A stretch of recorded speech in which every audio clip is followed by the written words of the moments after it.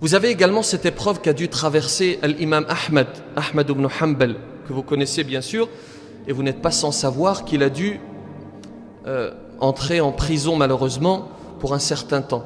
Parce qu'à son époque, les califes étaient cernés par ce que l'on appelle al-Mu'tazila, les Mu'tazilites, qui étaient autour des califes et qui avaient convaincu les califes de l'époque que le Coran est une créature de Dieu. Et ils obligeaient tous les savants de l'époque à avouer cela, à admettre cela même contre leur gré, à dire que le Coran est une créature. Alors, petit aparté pour vous expliquer ceci, c'est assez théorique, mais c'est trop important pour ne pas expliciter ce point. Les Mu'tazilites considéraient que le Coran est une créature. Nous ne pouvons considérer cela. Pourquoi ?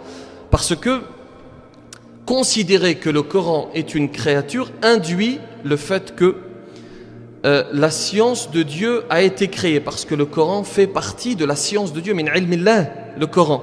Min ilmillah fait partie de la science du Créateur. Or, admettre que le Coran est une créature, c'est admettre qu'à un moment donné, Dieu n'avait pas cette science. C'est enfermer le Créateur. C'est dire qu'Allah, à un moment donné, n'avait pas cette science et il a eu besoin de créer cette science qui est le Coran. Et c'est également admettre que le Coran étant une créature, que le Coran est imparfait, parce que la créature est imparfaite. Et donc, l'imam Ahmad résiste et ne cède pas. Il fait partie des seuls qui ne résistent pas, qui ne cèdent pas. Il résiste et ne cède pas. Et pour cela, il va entrer en prison. D'abord avec Al-Ma'moun, ensuite avec son frère Al-Mu'tasim, ensuite avec le fils de Al-Mu'tasim qui s'appelle Al-Wathiq, et enfin avec Al-Mutawakkil. Mais les choses vont s'arranger avec le dernier qui s'appelle Al-Mutawakkil. Et lorsqu'il est en prison, il va se faire torturer.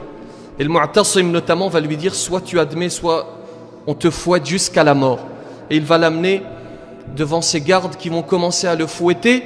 Et il lui répète, admets que le Coran est une créature. Et malgré tout, il refuse et il ne cède pas. Parce que la ta'ata li makhlouq fi ma'siyati al-khaliq. Nulle obéissance à la créature si pour cela je dois désobéir au Créateur. Et il résiste et ne cède pas. Et lorsqu'il s'approche de l'agonie, lorsqu'il va presque quitter ce monde, Al-Mu'tasim arrête les gardes parce qu'il a peur de la révolte populaire.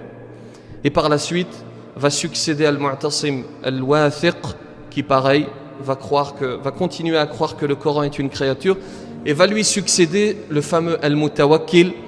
Al-Mutawakkil, lui, par contre, va dire le Coran n'est pas une créature, et il va faciliter les choses. Et lorsque l'on va, et voilà notre point, lorsque l'on va interroger l'imam Ahmed, est-ce que tu as de la rancœur? Il va dire non, je pardonne. Et il va avoir cette fameuse phrase d'ailleurs, il va dire, qu'ai-je à gagner si Allah châtie un musulman par ma cause? Voyez la philosophie qui était la sienne.